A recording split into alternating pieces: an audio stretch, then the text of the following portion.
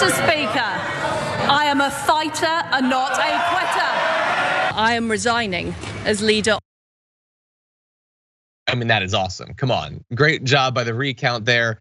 That is a bold statement to make less than 24 hours before you pack your bags and head on down that old dusty trail. Anyway, Liz Truss is out.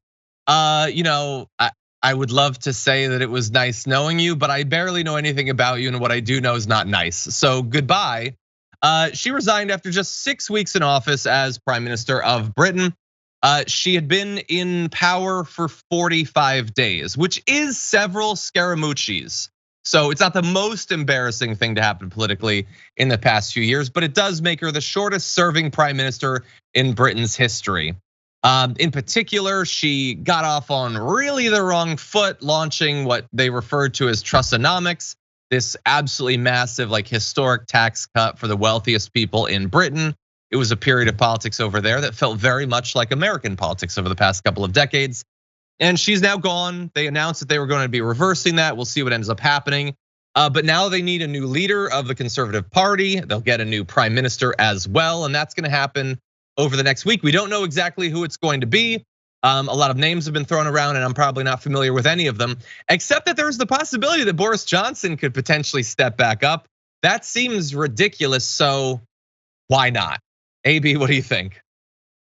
I mean, that's what they get, because they ran LG Bojo, Boris Johnson, up out of there real quick, right? And obviously, the things that were going on in the background are terrible, but you just replace bad with worse, right? Who thinks in their right mind that at a time like this, when everyone is suffering, that the best way to handle the economy is to not tax the wealthy? Right, reduce, it made absolutely no sense. And then she kept flip-flopping here and there. So why would we not expect her to flip from yesterday to flop to today? She's been flip-flopping since she got her position. So she did exactly what when someone shows you who they are, you should believe them.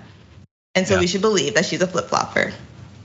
Yeah, well, look, to answer your question about who would think that the solution to all of their economic problems was to reduce taxes on the wealthy, every Republican in America, and some Democrats as well. It's ridiculous, but it's my favorite sort of thing in politics, where you propose a solution to a problem that has absolutely no chance of addressing it, but you don't care because you're not trying to solve that problem. Like at the end of the day, you're supposed to pretend that you're trying to solve that problem. You're trying to solve a different problem.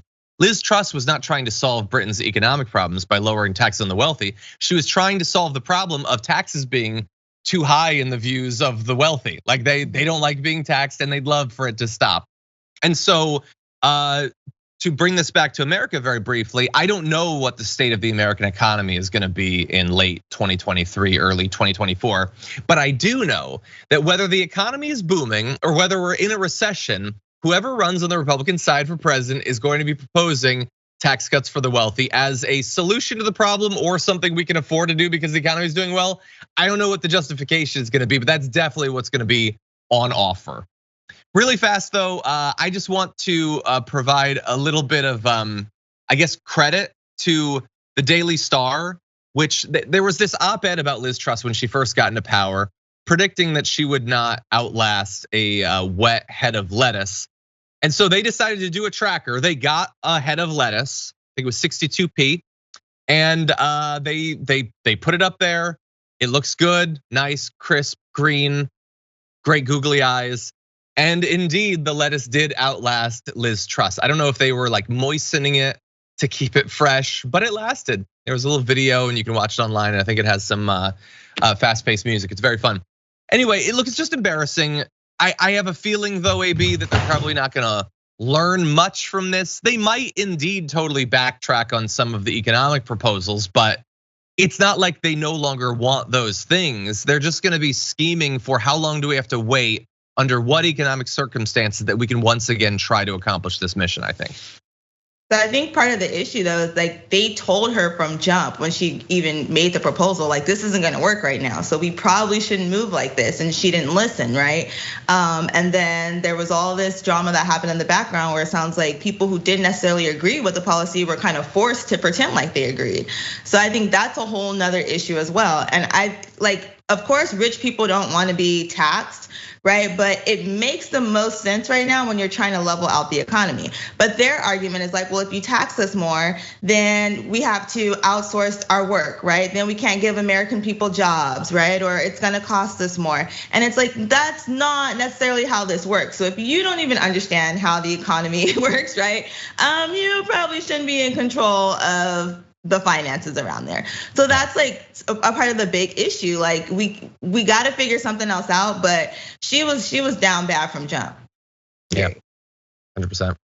Well, I was just told by a member of the audience that the live stream of the head of lettuce apparently had 20,000 concurrent viewers, which is not quite 4 times what we have right now, but still a little bit depressing. Do I need to have more produce on, maybe just sitting in the background? I'll get some like cabbage or something. Is that what people are into? I'm not as tapped into TikTok as you are. Is that the new thing?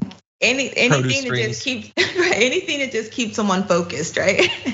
Okay. Put a tomato. Let's see how the tomato does. Is it a fruit or is it a vegetable? I don't figure it out.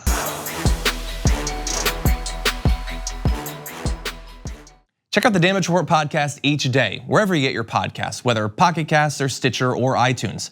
You can join me as I give you the news and stories you want, with a range of co-hosts and interview guests jumping in on the fun each day. Again, that's the Damage Report, wherever you get your podcasts. And if you get them at iTunes, don't forget to rate and review. Sometimes I'll read them live on the show.